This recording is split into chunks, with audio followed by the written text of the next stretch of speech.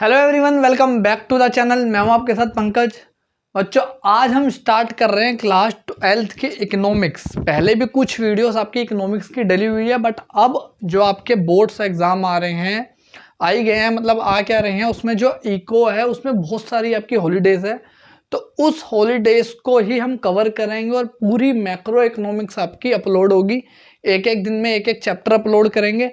तो आज जो हम स्टार्ट कर रहे हैं मैक्रो इकोनॉमिक्स में, वो प्रैक्टिकल जो हमारा न्यूमेरिकल वाला चैप्टर है, जिसमें हम नेशनल इनकम निकालना सीखते हैं 3 मेथड से, तो वो आज हम इसमें कवर करने वाले हैं। तो चलो करते हैं स्टार्ट। बहुत इजी सा चैप्टर है, सबको पता है जिसने करा होगा।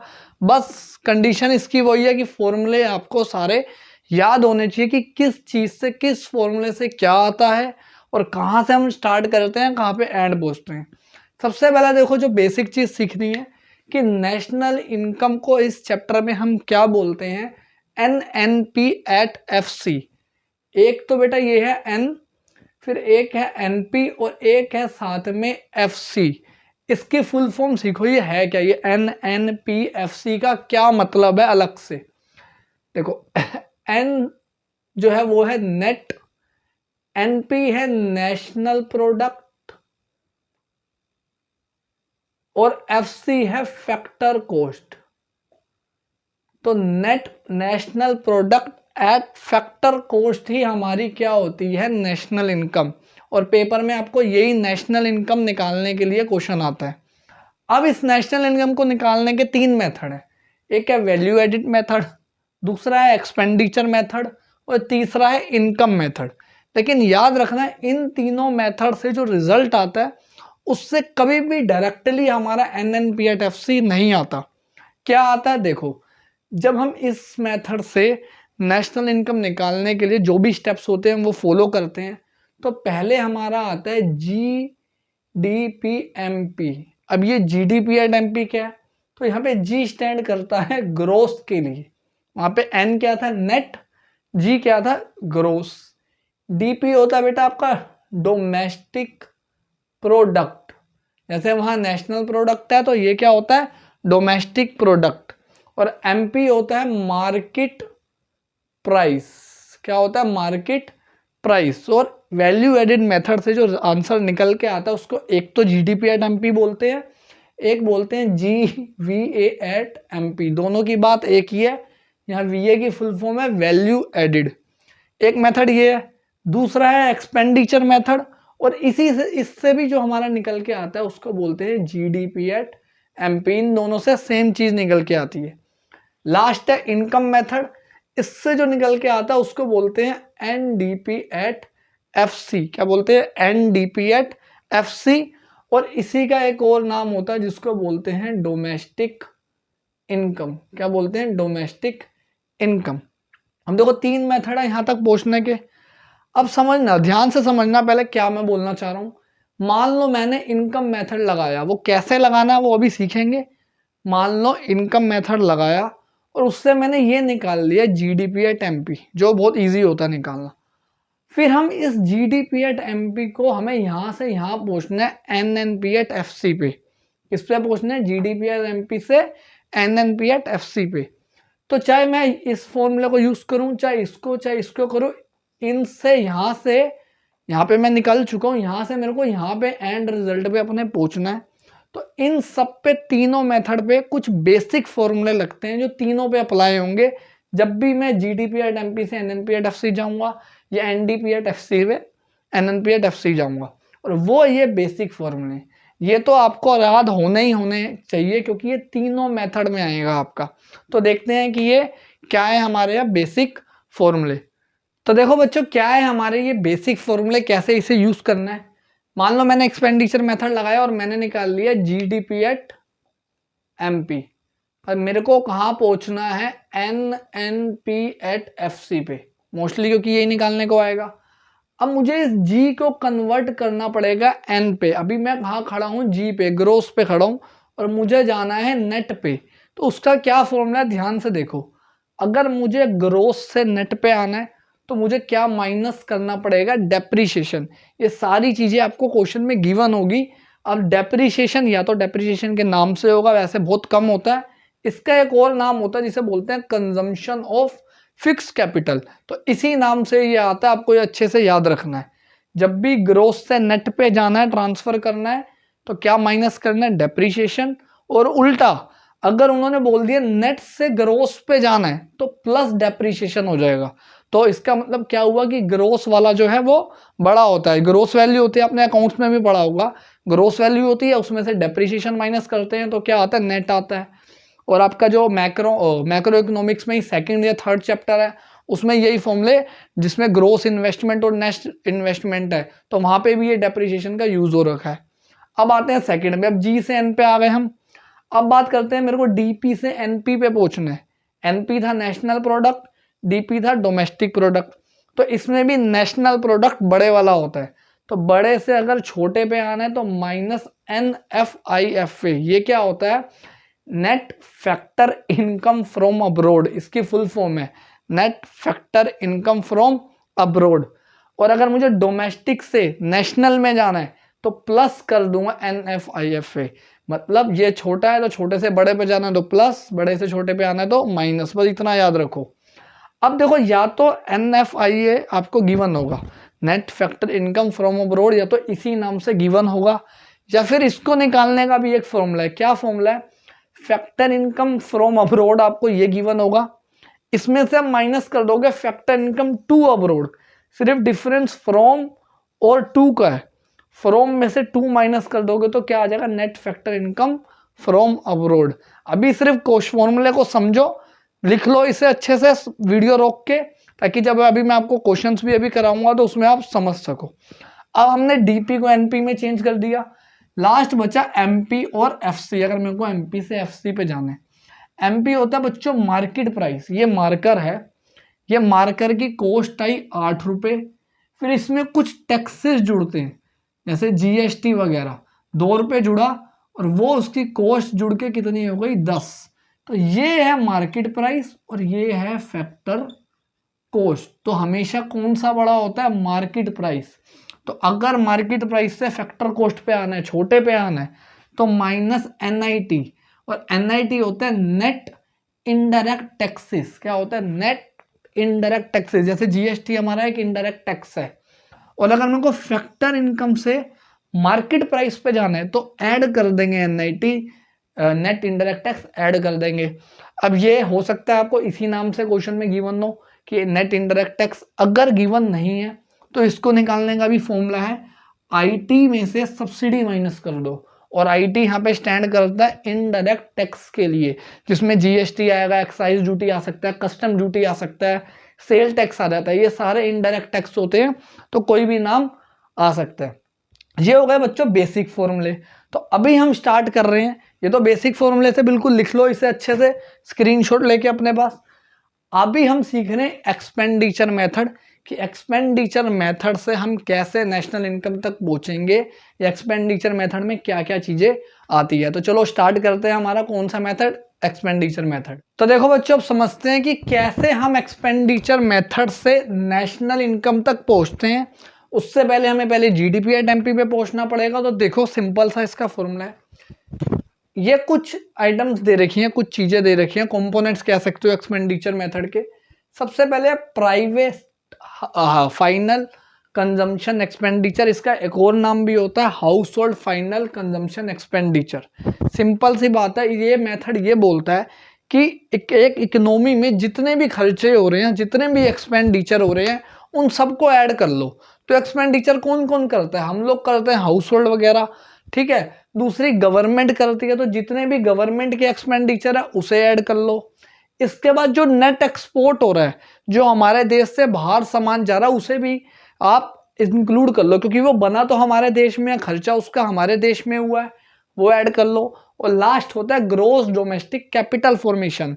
अब कैपिटल फॉर्मेशन कौन करता है, जो प्राइवेट फर्म्स होती है, जो कुछ ना कुछ प्रोडक्शन कर रही है। तो जब इन चारों को ऐड कर लोगे तो जो चीज आएगी उसे बोलते हैं जीडीपी एट एमपी। अब ये तो बेसिक चीजें हैं, इसकी चारों जो है मेन कंपोनेंट्स हैं। लेकिन देखो, कभी भी इसमें आपको कोई दिक्कत नहीं आएगी, ये इसी नाम से गिवन होगा। गवर्नमेंट वाला भी हमेशा इसी नाम से दिक्कत होगा। पहली प्रॉब्लम आएगी नेट एक्सपोर्ट में। अगर नेट एक्सपोर्ट सीधा नेट एक्सपोर्ट के नाम से दिया तो वेल एंड गुड है, बहुत अच्छी बात है, उठाओ चिपका दो। अगर गिवन नहीं है तो एक्सपोर्ट में से इंपोर्ट माइनस कर दोगे तो क्या आ जाएगा आपका नेट एक्सपोर्ट। ध्यान से सुन लो, एक्सपोर्ट में से इंपोर्ट माइनस कर दोगे तो क्या आ जाएगा नेट एक्सपोर्ट। ये भी इतनी बड़ी प्रॉब्लम नहीं होती, बच्चे सोल्व कर लेते हैं। सबसे बड़ी गलती करते हैं बच्चे, यहाँ पे स्टार लगा लो, ये तो हमारी दुनिया हिला देगा पेपर में अगर आ गया तो। मतलब गलती होने के चांस सिर्फ यहाँ पे ज्यादा है।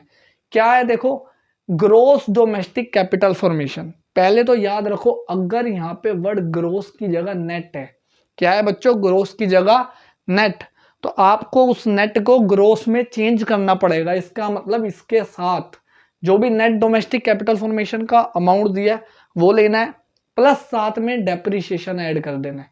क्योंकि नेट से ग्रोस में जाने के लिए अभी बेसिक फॉर्मूले में सीखा था, डेप्रिसिएशन को ऐड करते हैं। अगर ग्रोस ही दिया, अगर सीधा लिखा हुआ ग्रोस डोमेस्टिक कैपिटल फॉर्मेशन तो अच्छी बात है, वही अमाउंट आप उठा लो। और एक तो प्रॉब्लम ये हो गई कि ग्रोस की जगह नेट होगा, नेट की जगह ग्रोस हो सकता है। सेकंड, अगर ग्रोस ही वर्ड है लेकिन ग्रोस के साथ एक वर्ड लग गया fixed, gross fixed capital formation दिया हुआ है, gross fixed domestic capital formation, मतलब ये फिक्स वर्ड एक्स्ट्रा आ गया, तो आपको चेंज इन स्टॉक भी ऐड करना पड़ेगा फॉर्मूले में। क्या ऐड करना पड़ेगा, चेंज इन स्टॉक। अब चेंज इन स्टॉक अगर ऐसे गिवन है तो अच्छी बात है, अदरवाइज इसका निकालने का फॉर्मूला है closing stock minus opening stock. इस पॉइंट को दोबारा देख लो, वीडियो 10 सेकंड आगे करके पीछे करके, क्योंकि ये ही जो है इसमें गलती होती है इस पॉइंट में। ठीक है, अब ये तो हो गया सॉरी फॉर्मूला आपका। अब करते हैं क्वेश्चन। देखो स्क्रीन पे क्वेश्चन आ गया होगा, पढ़ लो क्वेश्चन को। क्या क्या गिवन है, calculate gross domestic product at factor cost. क्या पूछा है, GDP at FC, gross domestic product at factor cost पूछी है। अब हमें ये नहीं निकालना आता, हमें तो भाई GDP एट MP ही निकालना आता है और हम वो ही निकालेंगे।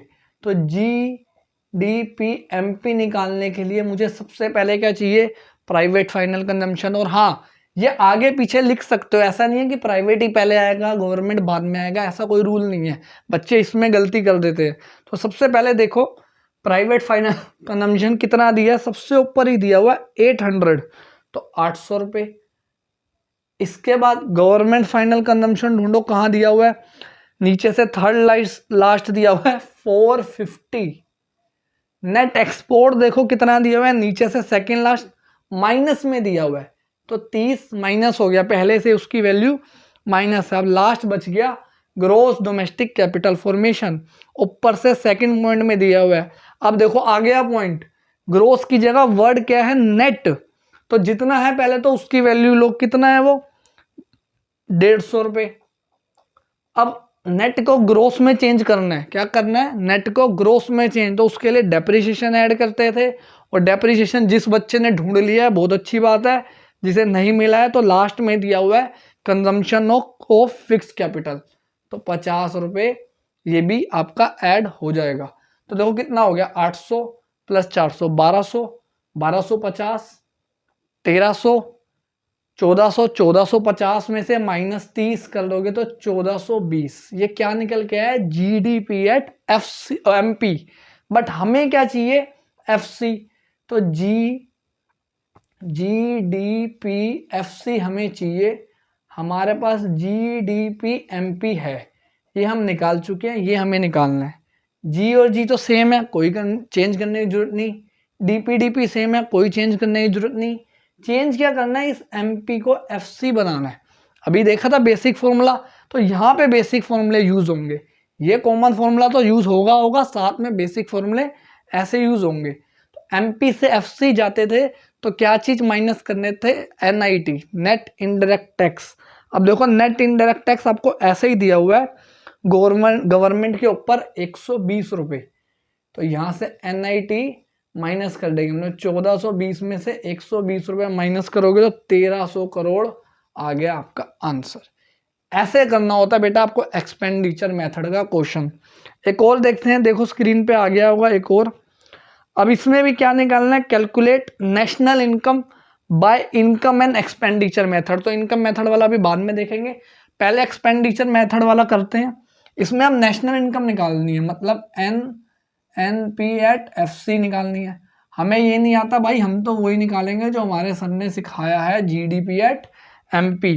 अब GDP एट MP निकालने के लिए सबसे पहले क्या चाहिए, प्राइवेट फाइनल कंजम्पशन ही ढूंढो का है। 550 दे रखा है शायद, हाँ 550 आपको दे रखा है private final consumption 5th point में। इसके बाद सबसे लास्ट में गवर्नमेंट फाइनल कंजम्पशन दे रखा है 60 रुपये। देखा मैंने कहा था प्राइवेट और गवर्नमेंट हमेशा सेम नाम से आएंगे। इसके बाद देखो 4th पॉइंट में ग्रोस फिक्स्ड कैपिटल फॉर्मेशन है, वर्ड आ गया बेटा ये वाला फिक्स्ड, जहाँ पे सावधान हो जाना था आपको। कितना दे रखा है ये दे रखा है 120, तो फिक्स्ड आ गया। तो मैंने क्या बोला था कि जब भी फिक्स्ड आएगा तो चेंज इन स्टॉक उसमें ऐड करेंगे। अब चेंज इन स्टॉक भी हमें दे रखा है कितना, 20 हमें दे रखा है। अब बात रह गई हमारी किसकी, नेट एक्सपोर्ट की। नेट एक्सपोर्ट मुझे कहीं भी नहीं दिख रहा, लेकिन हाँ एक्सपोर्ट और इंपोर्ट मिल गया मुझे, तो यहाँ पे लिख देता हूँ। पहले एक्सपोर्ट की वैल्यू है 10 और इंपोर्ट की वैल्यू है 20। ऊपर दे रखी है इंपोर्ट की वैल्यू और नीचे दे रखी है एक्सपोर्ट की। तो ये तो -10 हो गया, 550 प्लस 60 प्लस 120 प्लस 20 और -10, ये हमारा क्या आ गया, GDP एट MP। तो इसे कैलकुलेट करो, 550 प्लस 60, 610, 710, 750 और 740, ये हो गया। लेकिन हमें चाहिए NNP एट FC, हमारे पास है GDP एट MP। तो भाई साहब आ जाओ, अब आ गए बेसिक फॉर्मूले चेंज करने के।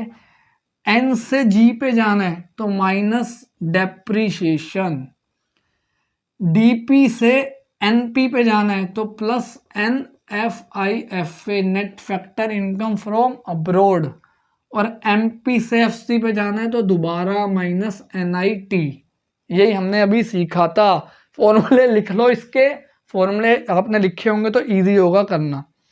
अब डेप्रीशिएशन देखो, ढूंढो डेप्रीशिएशन कितना दे रखा है क्वेश्चन में, कहाँ पे दिया हुआ है। देखो प्राइवेट के नीचे मिल जाएगा आपको, 10 रुपये दे रखा है, तो ये तो आ गया था 740 minus 10। Net factor income from abroad आपको दे रखी है, डेप्रीशिएशन के नीचे ही 20 रुपये लिखा हुआ है net factor income from abroad. अब आई NIT की बारी। देखो NIT गिवन नहीं है, तो NIT कैसे निकलता था, IT माइनस सब्सिडी, ऐसे निकलता था।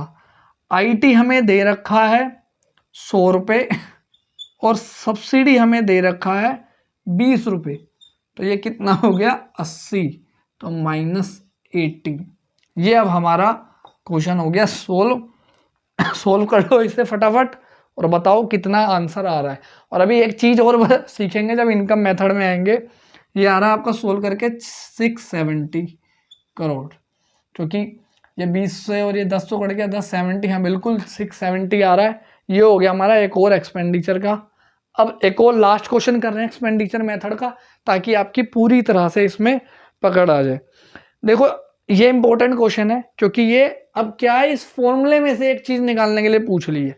वैसे तो आपको फॉर्मूला गिवन होता था, अब इस फॉर्मूले में से एक चीज़ निकालनी है आपने।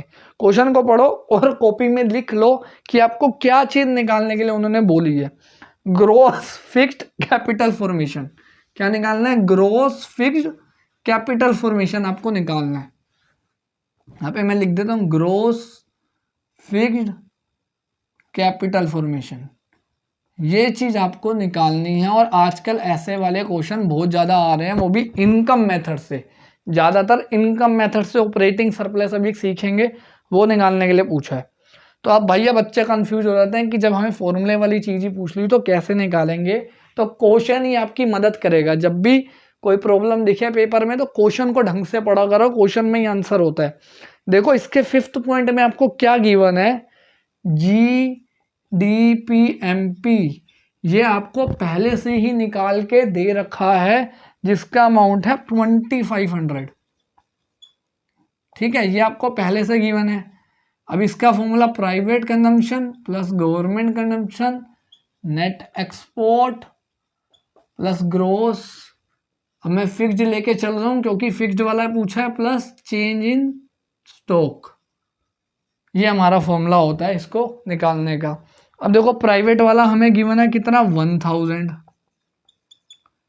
गवर्नमेंट वाला हमें गिवन है 500, नेट एक्सपोर्ट गिवन है -50, और आपका ग्रोस फिक्स्ड कैपिटल फॉर्मेशन तो हमें निकालना है, लेकिन हमें चेंज इन स्टॉक गिवन है, चेंज इन स्टॉक गिवन है क्लोजिंग माइनस ओपनिंग, तो 200 माइनस 300, क्योंकि क्लोजिंग वाला कम है और ओपनिंग वाला ज़्यादा है। इसे कर लो आप सोल्व,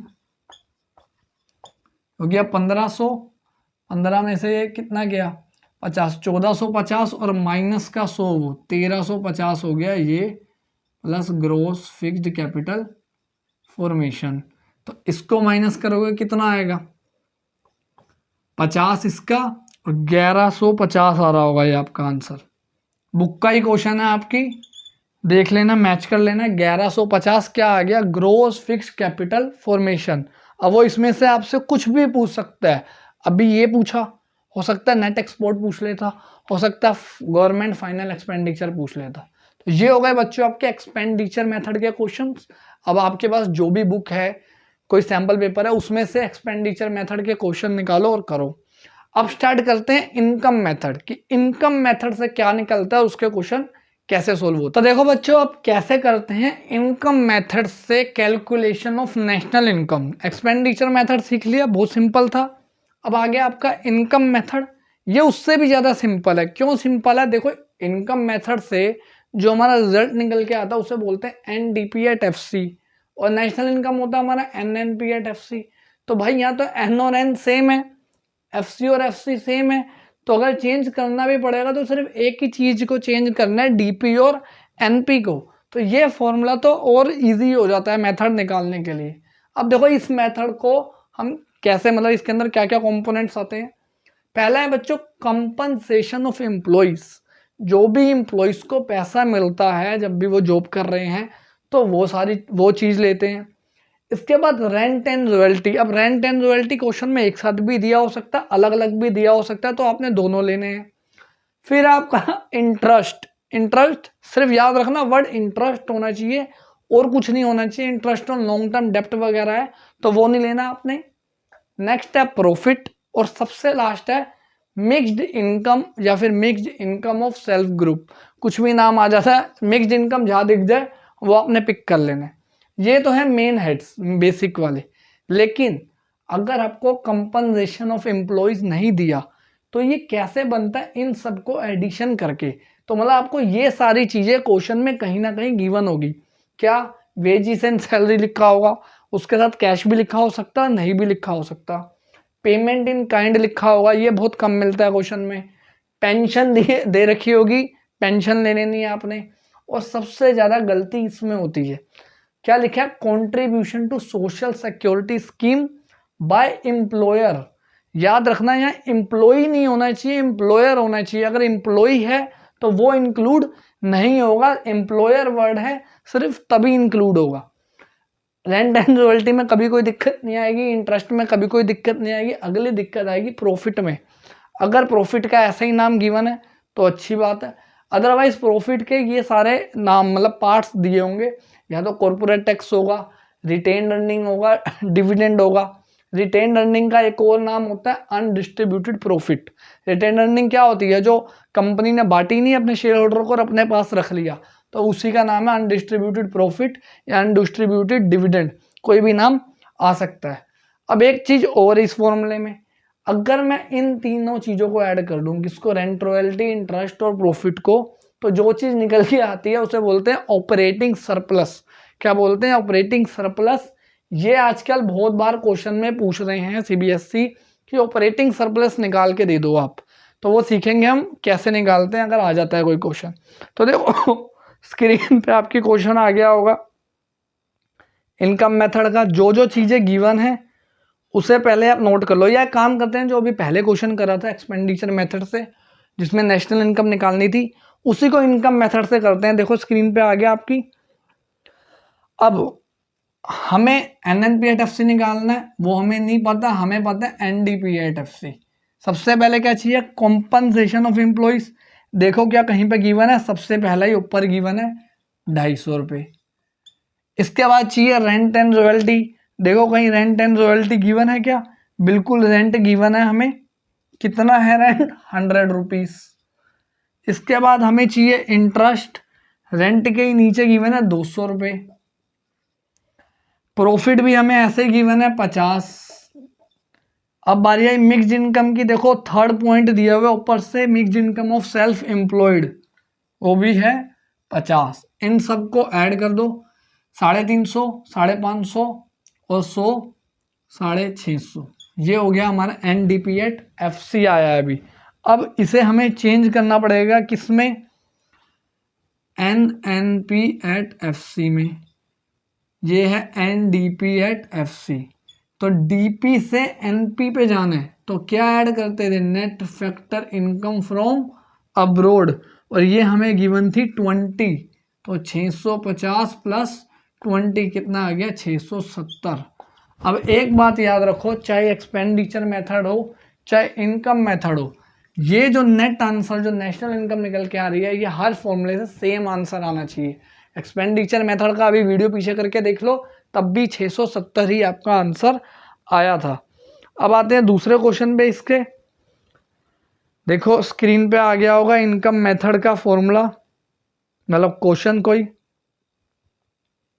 हाँ देखो ये क्वेश्चन है, कैलकुलेट नेशनल इनकम निकालनी है। इसमें भी सिंपल ही होगा। क्या क्या गिवन है, सबसे ऊपर ही हमें सबसे पहली चीज़ जो चाहिए होती है वो हमें मिल गई, कंपनसेशन ऑफ एम्प्लॉइज। कितना गिवन है, 13,300, पहली चीज मिल गई। दूसरा हमें देखो क्या चाहिए आपको, ऑपरेटिंग सरप्लस गिवन है, ना तो रेंट गिवन है, रॉयल्टी गिवन नहीं है, इंटरेस्ट गिवन नहीं है, प्रॉफिट गिवन नहीं है, सीधा ऑपरेटिंग सरप्लस दे दिया, मतलब इन तीनों को ऐड करके दे दिया। तो 5,000 ये ऐड कर लो। इसके बाद हमें चाहिए होता है मिक्स्ड इनकम, वो हमें नीचे से थर्ड पॉइंट में दे रखी है 16,100। ये हमें क्वेश्चन में गिवन है और कुछ हमें इसमें चाहिए नहीं होता। तो इनको ऐड करोगे तो कितना आएगा, 13 और 16 29 में 5 जोड़ोगे 34,400। लेकिन हमें निकालना है NNPAT-FC और ये आया था NDPAT-FC। तो प्लस फिर से करना पड़ेगा NFIF। देखो क्या गिवन है, बिल्कुल गिवन है नीचे से सेकंड 300 रुपये। तो इसमें ऐड कर दो 300, हो गया आपका आंसर आ गया। सिंपल था, देखो कितना। और क्वेश्चन देखते हैं। तो देखो बच्चों एक और क्वेश्चन आ गया होगा स्क्रीन पे, इसमें भी हमें नेशनल इनकम निकालनी है, इनकम और एक्सपेंडिचर दोनों से। तो हम इनकम से निकालेंगे, एक्सपेंडिचर से आपका एक तरह का होमवर्क हो गया, बाद में कर लेना। तो इनकम मेथड से हमें मिल जाएगा NDPAT-FC। सबसे पहले क्या चाहिए, कंपनसेशन ऑफ एम्प्लॉइज। देखो क्या कहीं पे गिवन है, अभी इस क्वेश्चन में गिवन नहीं है कंपनसेशन ऑफ एम्प्लॉइज, लेकिन वेजिस एंड सैलरी दिख रही है मेरे को फोर्थ पॉइंट पे 600 रुपये। इसके बाद और देखो social security contribution by employer 55, ये भी हमें यहाँ पे गिवन है। और इसमें से कोई भी चीज़ गिवन नहीं है, जो फर्स्ट वाला हमारा कंपोनेंट्स था। अब आते हैं, देखो ऊपर से थर्ड में रेंट गिवन है 200 रुपये। इसके बाद आपके रॉयल्टी भी गिवन है 25, इंटरेस्ट भी गिवन है 20, और मिक्स्ड इनकम इसमें क्वेश्चन में गिवन नहीं है। तो जो चीज़ गिवन नहीं है उसे आपने जीरो लेट करके चलना है, ठीक है। 600 हो गया, 55 हो गया, 200 हो गया, 25 हो गया और 20 हो गया, ये सब हमने ऐड कर लिया। इसके अलावा देख लो अगर कोई और चीज़ गिवन है, नहीं और कोई चीज़ गिवन नहीं है। हाँ देखो नीचे एक और चीज़ गिवन है, फोटो देखो अब नीचे लगी होगी, बाद में लगाई है, वो 130 प्रॉफिट भी गिवन है। तो ये सारी चीज़ें हमें इसमें गिवन है। अब फिर से वही बात, हमें सिर्फ NPAT-FC निकालना है, DP को NP में चेंज करना है। तो मैं यहीं पे कर रहा हूँ, 2 बार टोटल नहीं कर रहा। जो डीपी से एनपी को चेंज करने के लिए क्या चाहिए होता है, net factor income from abroad. देखो क्या कहीं पे गिवन है, नेट फैक्टर इनकम फ्रॉम, देखो इसमें 2 गिवन है, नीचे से थर्ड पे आओगे, net factor income paid 2 given है, फ्रॉम नहीं है। तो 2 जब गिवन है तो इसका मतलब वो माइनस में है, तो -30 आ जाएगा यहाँ पे, क्योंकि वो प्लस में गिवन नहीं है, वो 2 गिवन है। जब सीधा 2 गिवन होता तो मतलब नेगेटिव वाली चीज ज्यादा है। तो इसको जब आप सोल्व करोगे तो आपका आंसर आएगा 1000। अब ये सीधा आपकी नेशनल इनकम आ गई, हो गया आपका ये कंप्लीट क्वेश्चन। तो ऐसे करने होते हैं बच्चों आपको एक्सपेंडिचर और इनकम मेथड के क्वेश्चन। अब हो सकता था इनकम मेथड में भी ये निकालने के लिए पूछ लेता या मिक्स्ड इनकम पूछ लेता, तो जैसे एक्सपेंडिचर मेथड में निकालेगा वैसे ही इसमें इनकम मेथड में हमें निकालना है। अब बचा बच्चों आपका लास्ट वैल्यू एडिड मेथड, वो आज नहीं करेंगे क्योंकि वो सबसे टफेस्ट मेथड में आता है। क्यों टफेस्ट मेथड में आता है वो बहुत ईजी, उसका फॉर्मूला सिंपल सा होता है, value of output minus IC, बहुत छोटा फॉर्मूला। लेकिन ये जो वैल्यू ऑफ आउटपुट है, ये क्वेश्चन में अगर गिवन नहीं है तो बहुत सारे उसमें पंगे होते हैं निकालने के। आईसी के 3-4 नाम होते हैं, तो उसमें बहुत कॉम्प्लिकेशन हो जाता है, तो वो हम करेंगे कल की वीडियो में। तब तक आप ये दोनों मेथड को अच्छे से प्रैक्टिस करो।